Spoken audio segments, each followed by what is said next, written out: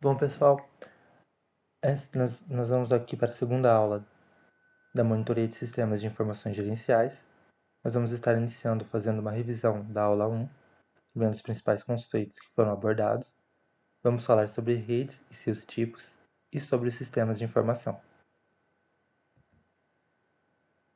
Então, nós vimos na aula passada que tecnologia da informação é o conjunto de dispositivos individuais, como por exemplo hardwares e softwares, que tratam, gerenciam e até mesmo contêm a informação. Ela é importante para que as empresas obtenham informação com maior velocidade, de forma que possam se preparar para futuras mudanças, identificar riscos e oportunidades.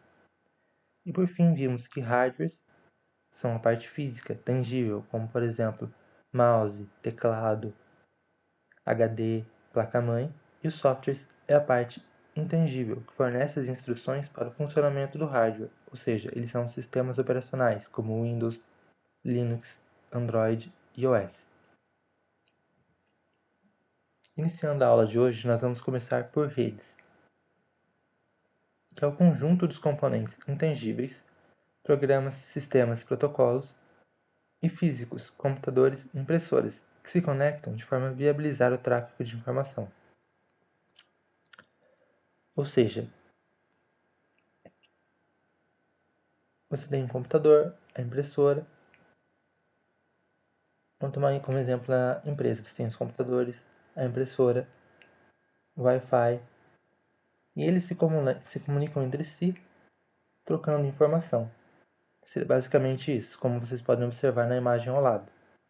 Quais os benefícios disso? Você reduz o papel, você começa a compartilhar os recursos, a facilidade de uso, acesso global, as informações são dinâmicas e permite a conexão entre plataformas diferentes. Tipos de rede. Quanto à natureza da conexão, nós temos as redes com fio, as redes sem fio wireless e as redes híbridas, que é a junção da rede com fio e da rede sem fio. Tipos de rede quanto à extensão, nós temos a LAN, que são computadores localizados na mesma sala ou prédio, ou seja, eles estão fisicamente próximos, e a WAN, que são computadores distantes, que se conectam pela internet. Na imagem ao lado a gente tem um exemplo disso, onde a gente tem várias redes LAN com computadores próximos, e estas estão conectadas pela internet através da rede WAN. Então uma consegue se comunicar com a outra através da internet. Tipos de rede quanto à finalidade. Nós temos a intranet, que é a rede interna das organizações, e é acessível apenas para seus colaboradores. Como exemplo, a gente pode tomar o nosso Wi-Fi que a gente tem em casa. Somente quem mora na nossa casa tem acesso ao nosso Wi-Fi.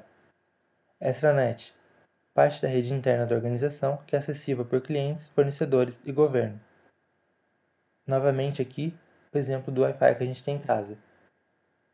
Seria como se a gente compartilhasse a nossa rede de Wi-Fi com nossos colegas, nossos amigos, com as pessoas próximas. E a internet, que é a rede mundial de computadores, acessível por qualquer pessoa, ou seja, ela é pública. Na primeira imagem ao lado, no canto superior, a gente tem um infográfico mostrando mais ou menos a proximidade que a intranet está do ramo privado e analisando a internet que está mais próxima da parte pública. Então, a intranet são áreas, células e departamentos. A extranet, parceiros, filiais e clientes. A internet, o público, o consumidor. Na imagem abaixo, a gente consegue analisar algumas características da internet, da intranet e da extranet. Acesso restrito. A internet não tem acesso restrito, já a intranet e a extranet tem. Comunicação instantânea.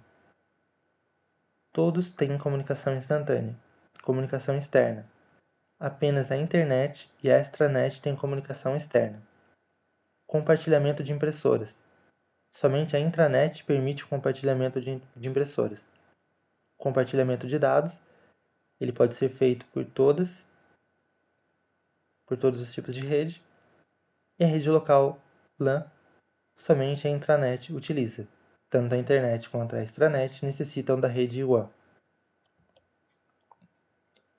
E quando a gente fala de informação, a gente tem que estar atento também para a segurança da informação, porque hoje a informação ela é muito valiosa. Então ela sofre algumas tentativas de roubo. Aqui a gente tem as três principais: os hackers, que são usuários que tentam invadir as redes das organizações para obter informações privilegiadas; os vírus, que todo mundo já ouviu falar, que são programas maliciosos que prejudicam o correto funcionamento do computador; e os spywares, que são programas que se instalam no computador do usuário e enviam informações para terceiros, sem que haja o conhecimento do usuário. Para combater essas tentativas de roubo de informação, nós temos alguns meios para garantir a segurança. O proxy são servidores que buscam filtrar o conteúdo e providenciar anonimato da rede na internet. O firewall, que é um dispositivo de segurança de rede que monitora o tráfego da rede de entrada e saída e decide permitir ou bloquear tráfegos específicos de acordo com um conjunto definido de regras de segurança. E os antivírus e anti-spywares são programas que analisam o computador em busca de vírus e spyware. E por fim entramos nos sistemas, que são definidos conforme O'Brien como um conjunto organizado de pessoas, hardware, software, redes de computadores e recursos de dados que coleta, transforma e dissemina informações em uma organização. De uma maneira mais resumida, ele é o conjunto de partes que se interrelacionam entre si para atingir um objetivo em comum. Ou seja, na imagem ao lado isso fica bem claro. A gente tem o objetivo que eles vão estar tentando atingir, as entradas, que são os dados, esse processo de transformação é o sistema que vai estar tratando esses dados e os organizando, e a saída é a informação, que vai ser utilizada para poder tomar decisões e atingir o objetivo para que o sistema foi desenvolvido. E para finalizar aqui nessa parte de sistemas, dados, informação e conhecimento. Conforme nós já vimos na outra aula, os dados são os fatos brutos, desorganizados. A informação são os dados organizados de forma que passem a fazer sentido. E o conhecimento é quando você interpreta a informação e a utiliza para a tomada de decisão. Propriedades da informação. A informação tem que ser confiável e de valor, então ela tem que ter algumas características. A precisão, ela deve ser capaz de responder de maneira inequívoca às questões levantadas. Objetividade, ela deve focar apenas em responder às questões que foram levantadas. Atualização, as respostas fornecidas devem ser rápidas. Detalhamento, as respostas devem ser relevantes. E nós temos os tipos de informação. A estratégica, que são processadas a partir de vários conjuntos de transações e que permitem avaliar riscos, determinar tendências, avaliar oportunidades, etc. A gerencial, que é processada a partir de um conjunto de transações, oferece suporte à média gestão e disponibiliza relatório periódico. E a operacional, que é produzida a cada transação, ou seja, são cotidianas, rotineiras. Uma coisa que é importante ressaltar é que todo esse processo começa pela operacional.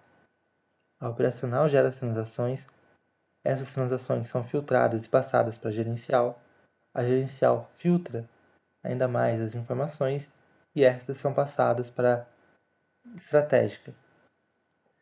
E chegamos ao fim de mais uma videoaula. Na próxima aula a gente vai continuar vendo um pouco mais sobre o sistema.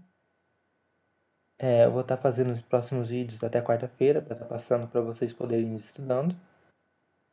E aí eu vou tentar finalizar no ERP, que foi acho que o último ponto que vocês viram. Então até o próximo vídeo. Boa noite, pessoal.